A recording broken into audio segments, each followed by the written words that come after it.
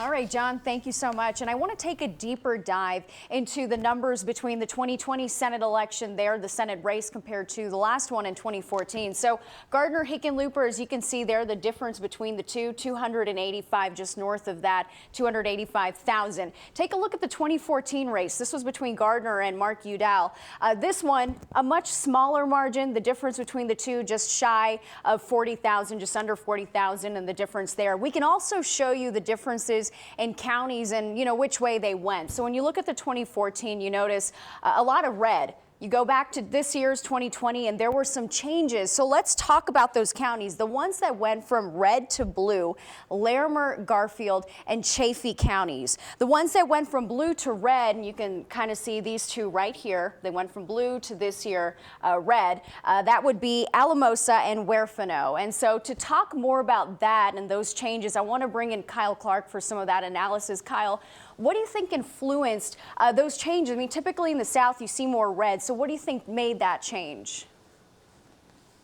I think Colorado's seen a tremendous influx of new voters since 2014 when Cory Gardner defeated one-term Senator Mark Udall.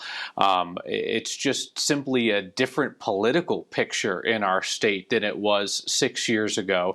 That combined with the impact that President Trump had on down-ballot Republicans, it was a drag-down effect. Pollster David Flaherty of Magellan Strategies, who polls for Republicans, was telling me last night that Colorado's unaffiliated voters, which is the largest voting bloc in our state, broke against President Trump. For every 10 unaffiliateds, 7 of them went against the president. 7-3 was the break. And that's really devastating for down-ballot Republicans like Cory Gardner, but then also down to state legislative races where David Flaherty was pointing out last night that perhaps voters are not as familiar with somebody on the ballot, but they see that R next to their name. And R now means President Trump.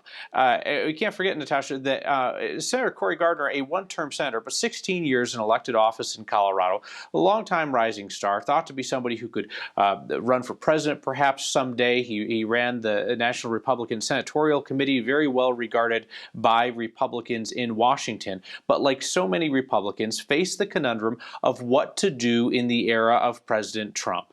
And Gardner made the calculation that he would stick by the president through thick and thin. And he did that at a time in which Colorado was moving to the left beneath his feet, and there just simply was not the margin for that. Gardner now becomes the 6th out of Colorado's last 12 senators, dating back to 1950, to serve only one term. That's really something to think about, the way that Colorado appears to lease its senators rather than buy. If you think about it in vehicular terms, lots of folks get a 6-year test drive. Half of them are not brought back for a second spin. All right, Kyle, thanks so much. We're going to send things over to you, Gary, now.